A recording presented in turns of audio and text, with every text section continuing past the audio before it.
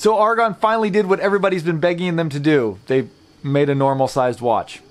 And it just might be one of the absolute best values in micro brand watches out there right now. Today we're checking out the Aragon Divemaster 42. You may have noticed the paid promotions flag at the beginning of this video. That's because I'm going to be showing you some straps that I received for free. I'm going to pair it up with some straps at the end of this video. The watch itself was one that I purchased. Aragon had nothing to do with this review.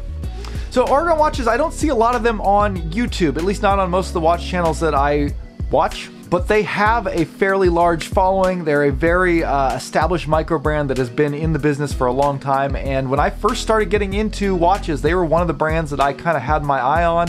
One of my earliest purchases was of an Aragon watch, and they always just struck me as a really great value for the money. If you don't know anything about Aragon watches, you might think of them as kind of like a micro brand version of Invicta, except kind of classy and cool. Most of their designs are very large. Typically when they do a dive watch, they release it in 45mm and 50mm. Those are the two options you get. And oftentimes they're very ornate, overbuilt dive watches with really modern or sometimes outlandish designs that are kind of cool in a lot of ways. But definitely big watches. They usually focus on big watches. So to see them do a 42mm watch is kind of a big deal.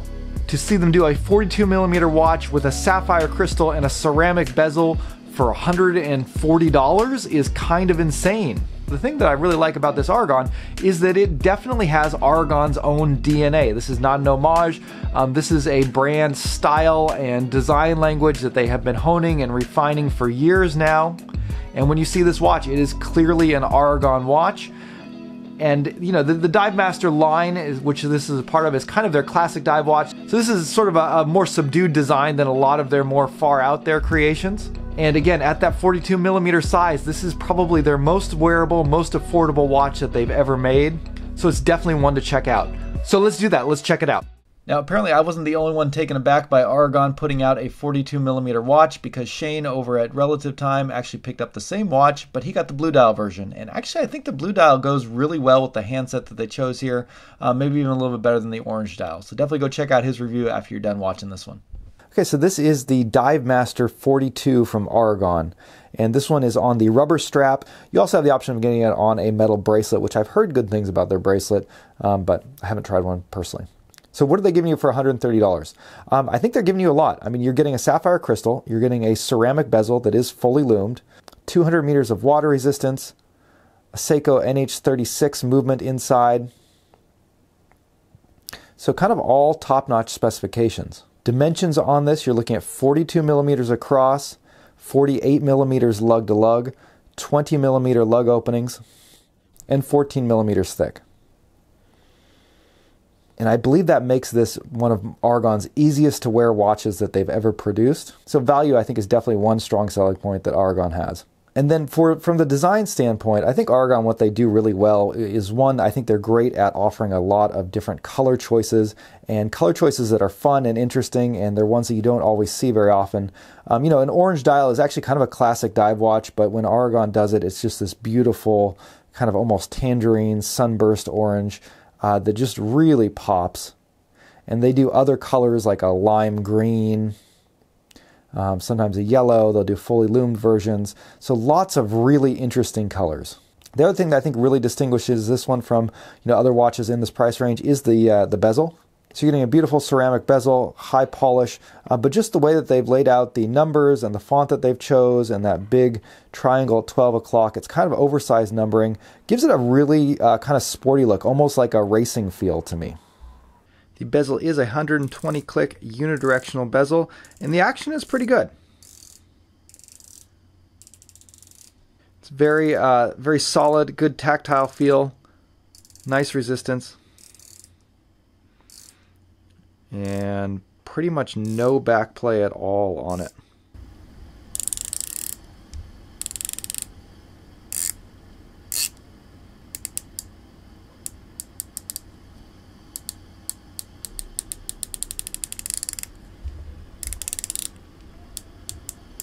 Let's go ahead and zoom in and talk a little bit about the dial here.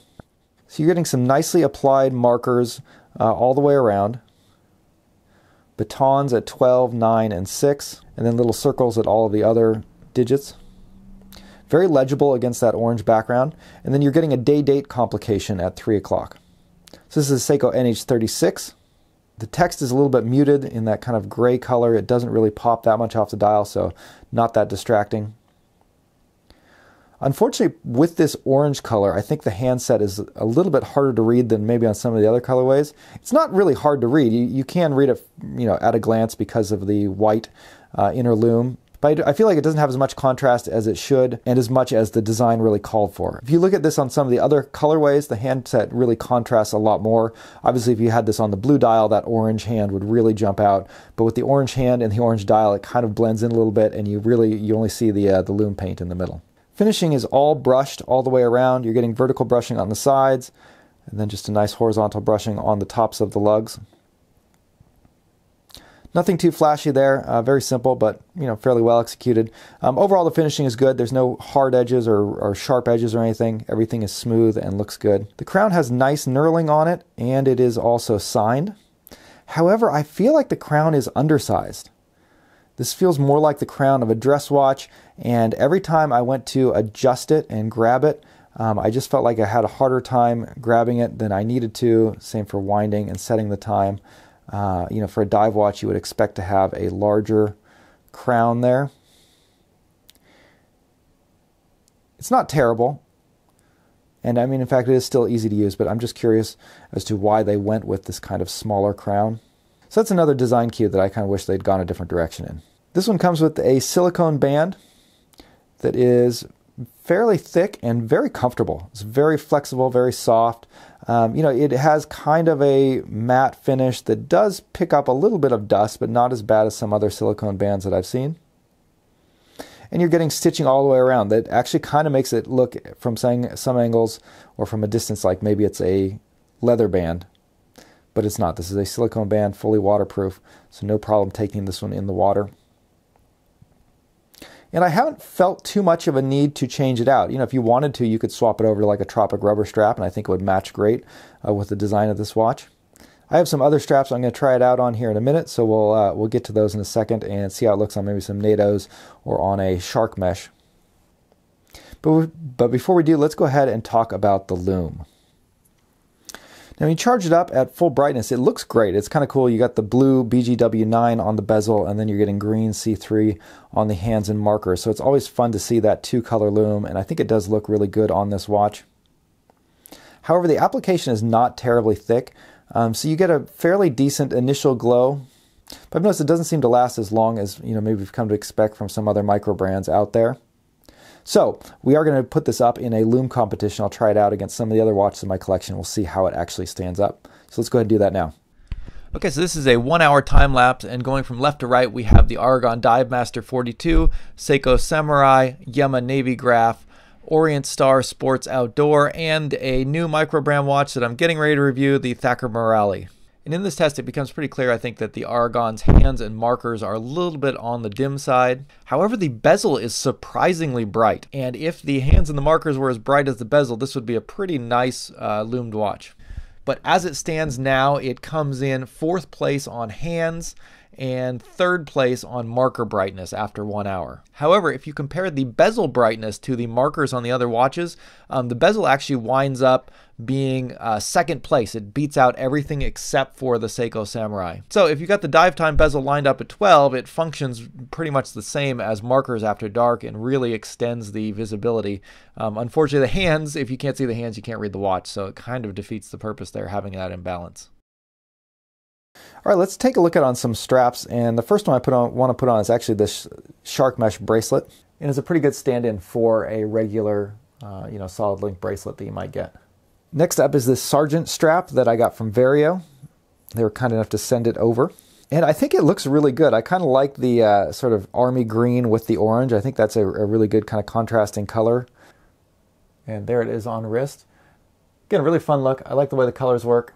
This one was recently sent in to be my North watch straps. I'm going to be doing a review of their straps pretty soon here. But yeah, I just thought the color pairing was too perfect not to try it out on this one. Now, like I said, I really like the green and orange combination, so having a green and orange NATO strap I thought this was a perfect one to pair it up with. All right, one more from North here. Again, a little bit of orange there to touch in. This one with a gray elastic NATO strap. This one is super comfortable with an elastic strap. I really love pairing elastic straps up with dive watches like this. I think the gray and orange really works well with it also. All right, to wrap it up, let's talk about value. Is this watch worth it at the price that they're asking? Yes, but you have to be a little bit careful with their pricing because sometimes it can be confusing.